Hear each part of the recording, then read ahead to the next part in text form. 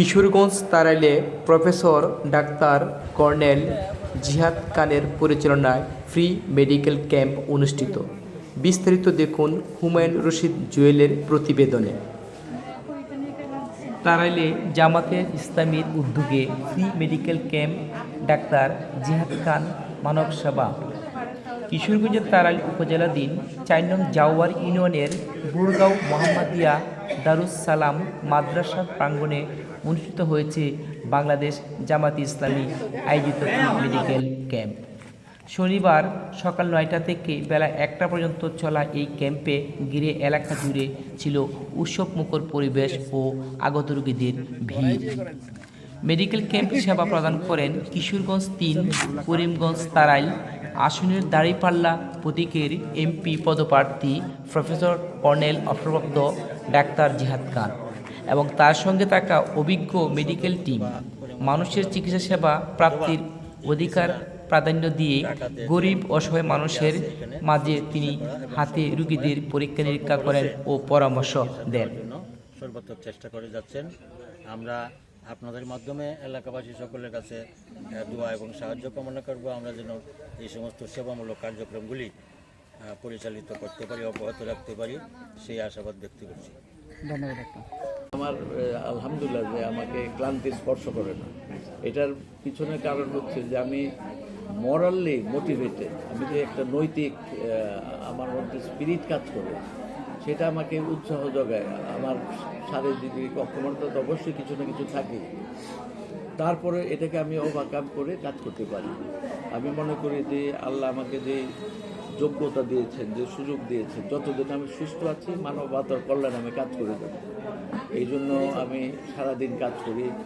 আমার কাছে অসহায় আর্তমানবতার সেবা করাটা আমার কাছে নেশার মতো মনে হয়।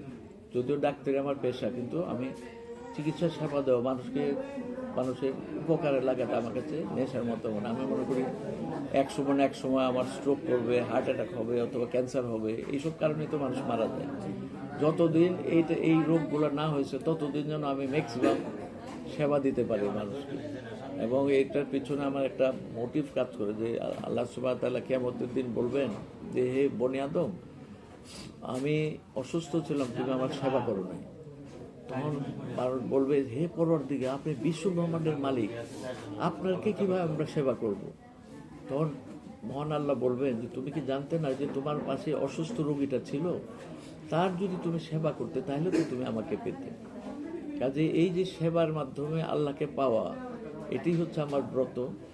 এবং আমি মনে করি আমি যদি অবহেলা করি, আল্লাহকে পাওয়া যত সহজ, আল্লাহর অসন্তুষ্টি অর্জন করাও তেমনি সহজ হবে। যদি আমি কোনো পেশেন্টকে নেগলেক্ট করি, কোনো পেশেন্টকে অসহায়, তাকে যদি অবহেলা করি, তার প্রতি আমি অবিচার করি, এই হচ্ছে আমার মানে কোনো এভিডেন্স বা কোনো প্রমাণ পাই না। কিন্তু আমাদের মনে করি যাদের মনোনয়ন দিয়েছে জামাত ইসলামী, প্রত্যেকে এরকম সৎ ব্যক্তি এবং তাদের মধ্যে যোগ্যতা অন্য যে কোনো দলের প্রার্থীর চেয়ে বেশি। আমাদের শুধু ৩০০ এমপির মধ্যে ১৫ জনই আছে qualified doctor, MP, barrister, professor.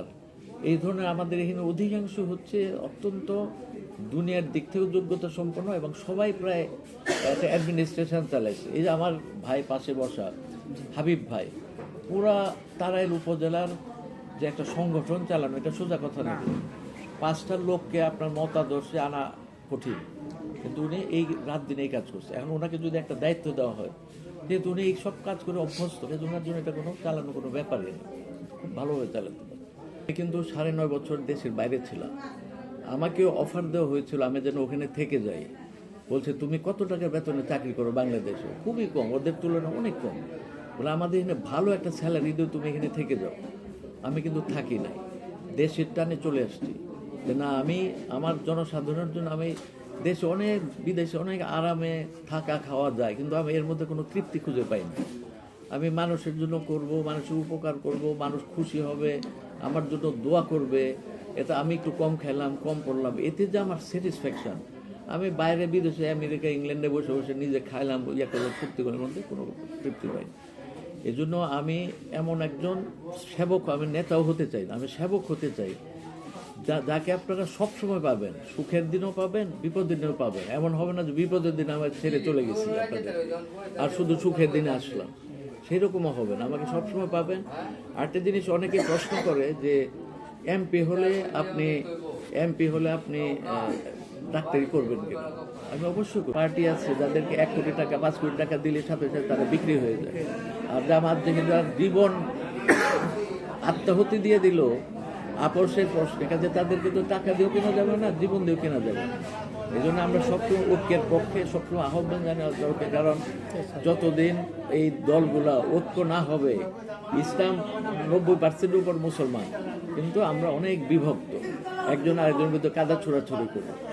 এবং আমরা যদি একতাবদ্ধ হয়ে কাজ করতে পারি তাহলে এটা একটা বিরাট শক্তি হবে এবং ইসলামের বিজয় অনেক ত্বরান্বিত হবে যদি সবাই একসাথে মিলে আমরা কাজ করি। আমরা সবসময় ঐক্যের পক্ষে।